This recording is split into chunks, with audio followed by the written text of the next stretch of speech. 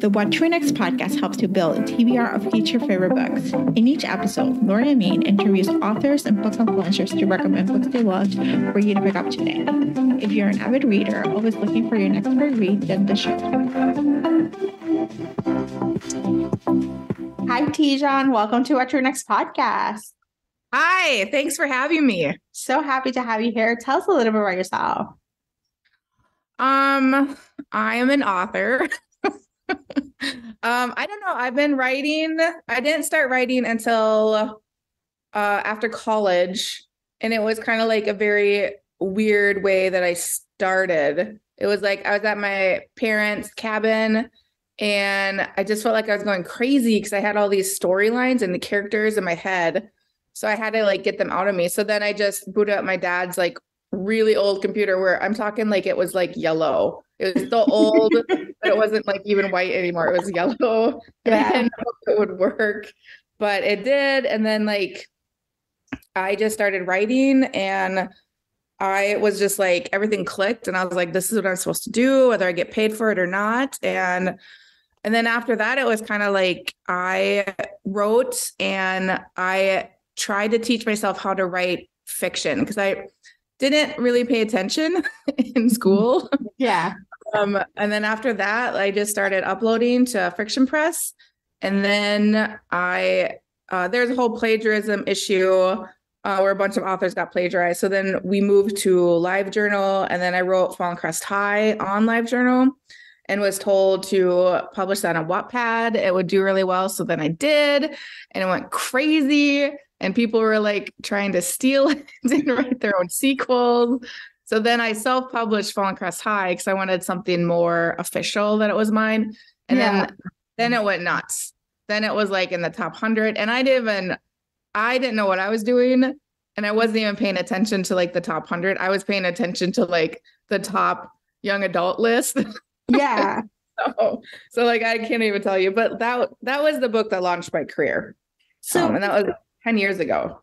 That's crazy. And so what was the process of writing? Because you were probably writing to an audience who were like, probably like giving reaction towards the book, good or bad, you're getting live reaction, putting it onto the internet. What was the process like at that time,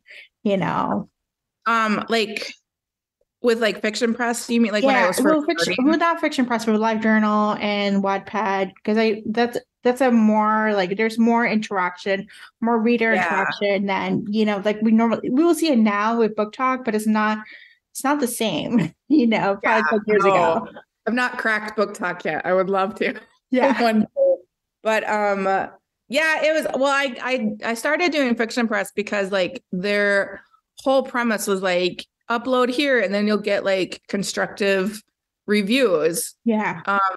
Which in all honesty, like didn't really happen, mm-hmm. but it was mostly like good stuff. It was mostly like, I love this, like, this is so great. But that is like, that was basically it. It was like just, and all like, it was nice because it was not, I mean, there's like critical stuff, but not really on that website. There was mostly like good things, which I think in the beginning, you just need encouragement. Yeah. But then if you pull, I was trying to do like other things with like other writers, and like their critiques were just like soul crushing you, where it's like, okay, thank goodness that I do know that I can write a little bit or I would have quit based on your feedback to me. So, I mean, so there's some of that, but basically like Fiction Press and LiveJournal was just a lot of encouragement.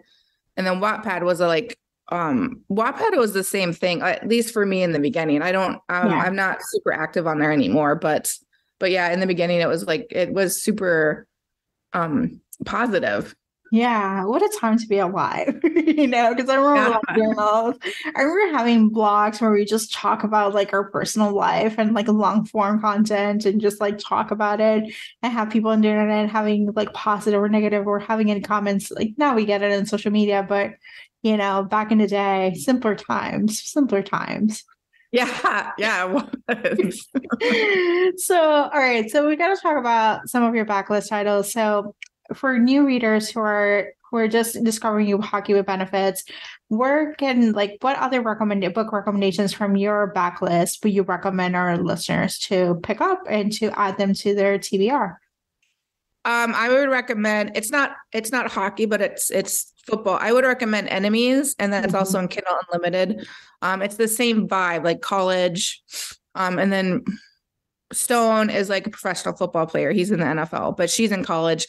And then I would also like for hockey, I do have another hockey book, but they're older. They're like 30s, like older 20s, younger 30s. So it's a little bit different. And he's a professional hockey player. So that's the Not Outcast. But then also Fallen Crest High. Fallen Crest High is like a lot of like edgy, mature young adult vibe, high school messiness. And then Mason and Logan both play football in that series, in that book. And that one's free. Kindle Fallen Crest High is free everywhere in Kindle. Perfect. You gave us like some more books to add to your TBR. So let's talk about hockey with benefits. Like, what is the elevator pitch? The pitch I do is like Mara grew up in she's got some stuff in her family life that she's trying to escape. And she uses or has used sex as one way to escape. And then her and Cruz meet, and then they start this kind of like, they're not even friends. They just have the benefits part of the relationship. And it works for him because he is a hockey star, and he's like, I don't have time for a girlfriend. And she really means it. Like, she's not, it was important for me to like write a book where like she didn't, or like some girls say that, but then that's not what they mean. They go into the relationship, but no, she really means it. And then it's working for a while, and then it's not working. And that's where I am in the book. Yeah. I'm like, I know it's a romance. I know it's gonna be fine, but it's yeah. Yeah. And that's what you put us through, Yeah. All right. So what are you're a hybrid author, so you've been traditional published as well as self-published. What's the experience like to manage both, straddling both areas? It is, gosh, it's different. It's when you're doing like when you're working on the trade pub stuff that's traditionally published, it's like you got like a team with you. You got like, at least my agent is very involved. So like I got my agent, and then you have the editors from the publisher, and it's like and then the publisher has like a whole team. And so like in that way it's kind of nice. And then they also help with like doing ads and marketing. So yeah, that way it's kind of nice. But indie stuff, it's kind of like you have way more control over like the cover and like the title, and you're writing, like it affects me. I think you're writing just for yourself, like these are my books until I think that last round of proofreads. And then that's when the nerves hit, because I know that pretty soon I'm going to be handing it off, and then it's no longer my book. It's the reader's books after that. So and then you get, if you do well with indie, you get paid better. Yeah. But the potential is to be paid even more better with trade pubs if it goes well, So there's negatives on both sides, and then there's positives on both sides too. I enjoy doing both, to be honest. Yeah, I think it's like having both is the best of both worlds, because you get to learn from trade pub and try identifying what's, with a team, you may figure out, like, they might tell you different things. So you might like, oh, this I can apply to my indie stuff. But I think with indie, you have the freedom to choose to write whatever you want to write. Like you said, like I'm writing for me, and then, then it becomes the readers, but you can take more risks, that trade pub may say, no, that's not selling right now. And then you can prove them wrong. You're like, oh, actually, it's sold, Yeah. And with trade pub, you also get like, I know with the Insider is like, it got me into bookstores a lot more. So you are hitting like a different readership that you might not hit with just being indie too. Yeah. So thank you for indulging me in this question because I know a lot of readers may have that question, especially with hybrid. Like, what does it look like? What are the pluses and the minuses? So thank you for sharing and thank you for writing for us, even though it's your own work and it's for you for most of the process, So thank you. Well, thank you for reading. Yeah. Well, I'll keep reading. So Yeah. in terms of book, what kind of books do you tend to read? Like, do you tend to read some romance or outside of the genre? Like, what do you like to read? I tend to read what I write. Okay. But my rule is that I don't read it when I'm writing it. So Yep. like right now right now I'm working on Pine River, which is a young adult.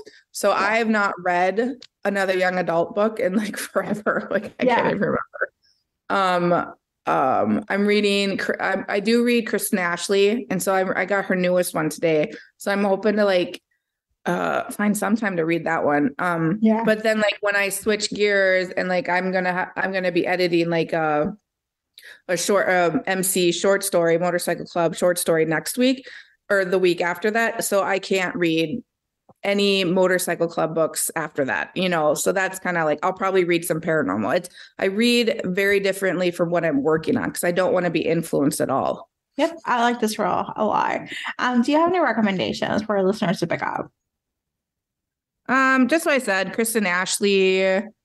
Yeah, Kristen. Yep. And then, everybody is obsessed with her, but I'm obsessed with Jennifer Armentrout. Yes. There we go. Yeah. And then I really enjoy Debra Anastasia's books too. She's got a young adult, Drowning the Stars, that's really good. Ooh, adding that to the queue for sure. Yeah. So, Tijan, tell us where you can find you online. You can find me I'm on TikTok, but I'm not like super active, but I am there. But I'm on Instagram at Tijan's Books, and then same handle for Twitter and same handle for Facebook. And then I have a reader group, which I'm pretty active in my reader group. It's called Tijan's Crew on Facebook. Awesome. It's all going to be in the show notes. So Tijan, thank you so much for being on the show. Thank you. Thank you for having me. If you enjoyed this podcast, feel free to share with friends, subscribe, rate, and review the show. This is the easiest way to support the podcast. For a list of books mentioned and other romance recommendations, please visit whattoreadnextblog.com. Did you know you can purchase audiobooks directly from your favorite local bookstore? With Libro.fm, you can pick up more than 250,000 audiobooks, including bestsellers and recommendations from real booksellers. You'll get the same audiobooks at the same price as the largest audiobook company, you know the name, but you'll be part of a different story, one that supports your local community. If you're new to audiobooks, there's a perfect way to squeeze into more reading into your busy life. Listen with the free Libro.fm app while you do your chores, walk your dog, relax at home. The What to Read Next podcast has a special offer for our listeners. Get 2 audiobooks on Libro.fm for the price of 1 with your first month of membership. Use code WhatToReadNext. This offer is only valid for new members in Canada and the US. Thank you so much for listening and have a great day.